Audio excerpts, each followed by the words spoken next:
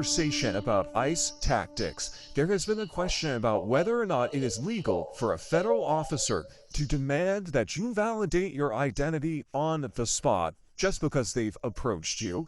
Is it valid? Or would it be unconstitutionally vague? I'm going to say unconstitutionally vague. You might just be right.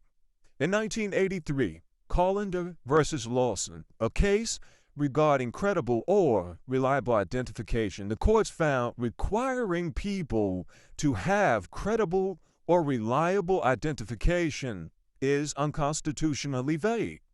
Oh, really? So what is identification?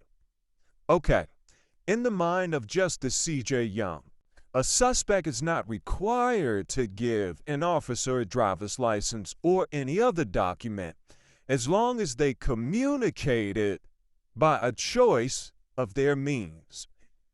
So you mean to tell me a name disclosure qualifies as identification? Is that what you're telling me? Okay, let's stay focused on what the courts are saying. The obligation does not go beyond answering an officer's request to disclose a name. But he's not requesting that I disclose a name.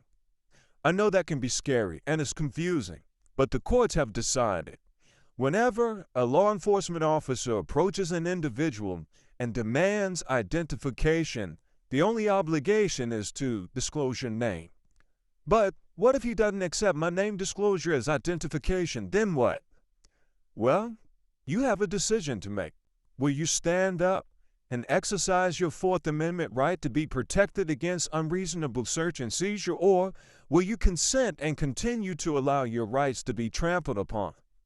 I don't want my rights to be trampled upon, but I don't want to go to jail either. Look, it's not going to be easy in these difficult times, but until more people start exercising their Fourth Amendment rights and the courts see it as a constitutional violation, they're not going to stop. So if I don't take them to court on the issue of violating my Fourth Amendment right, you mean to tell me they can keep violating my Fourth Amendment right? That's right, now you got it. Now more than ever, Fourth Amendment advocacy should be a priority within our social circles. So if you want to learn more about protection against search and seizure, just shoot me a message in the inbox and I'll make sure you get an invite to the next community meeting